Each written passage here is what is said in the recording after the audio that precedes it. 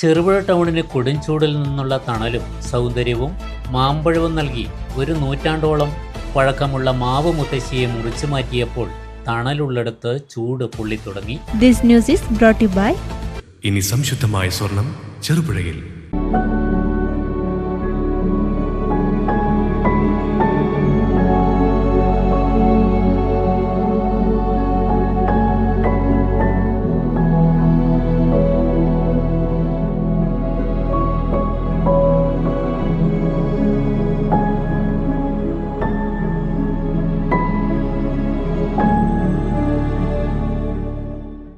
ചെറുപുഴ ടൗണിന് കൊടുംചൂടിൽ നിന്നുള്ള തണലും സൗന്ദര്യവും മാമ്പഴവും നൽകി ഒരു നൂറ്റാണ്ടോളം പഴക്കമുള്ള മാവ് മുത്തശ്ശിയെ മുറിച്ചു മാറ്റിയപ്പോൾ തണലുള്ളിടത്ത് ചൂട് പൊള്ളിത്തുടങ്ങി. ചെറുപുഴ ബസ് സ്റ്റാൻഡിന് സമീപത്തെ ഓട്ടോറിക്ഷ സ്റ്റാൻഡിലാണ് തണൽമരമായും ഫലവൃക്ഷമായും മാവ് തലയുയർത്തി നിന്നിരുന്നത്. 2 വർഷം മുൻപ് ചില ശിഖരങ്ങൾ വെട്ടിമാറ്റി അപകട സാധ്യത ഒഴിവാക്കിയിരുന്നു.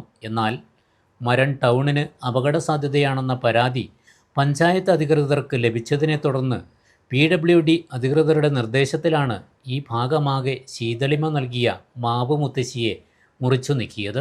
മാവിന് 100 വർഷത്തിലേറെ പഴക്കമുണ്ടെന്നും മിക്കവാറും വർഷങ്ങളിൽ നാട്ടുകാർക്ക് ഏറെ മധുരമുള്ള മാമ്പഴം നൽകുന്നതായിരുന്നുവെന്നും ചിലരുടെ പരാതിയിലാണ് ഇപ്പോൾ മാവ് മുറിച്ചു മാറ്റിയതെന്നും മാവില്ലാതായതിൽ സങ്കടമുണ്ടെന്നും കഴിഞ്ഞ 70 വർഷമായി ഇതിനടുത്ത് ഹോട്ടൽ വ്യാപാരം നടത്തുന്ന ചെറുപുഴയിലെ വന്ധ്യവയോധികൻ ആർ നാരായണ പൊതുവാളും പറഞ്ഞു. കരിമ്പഴയുണ്ട്, അതാണ് ഞാൻ കുറിച്ചല്ലേ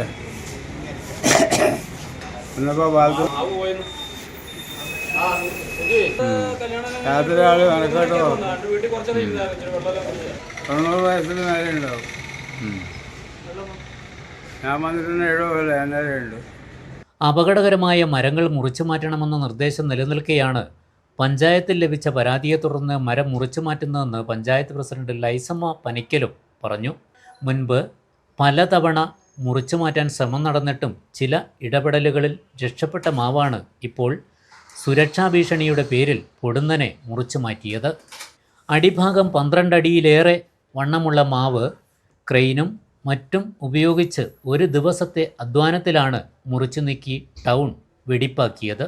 ചെറുപുഴ ടൗണിൻ്റെ തണലായി മേലെ ബസാറിൽ ഉണ്ടായിരുന്ന 2 മാവുകളും വർഷങ്ങൾക്ക് മുൻപേ മുറിച്ചു മാറ്റിയിരുന്നു.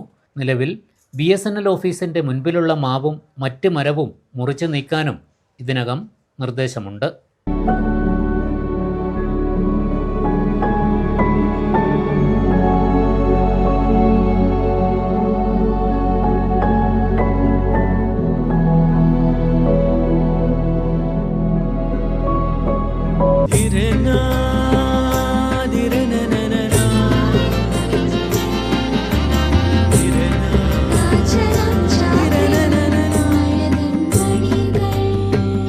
ചില ബന്ധങ്ങൾ പവിത്രമാണ്.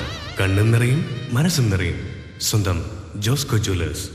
ഇനി സംശുദ്ധമായ സ്വർണം ചെറുപുഴയിൽ.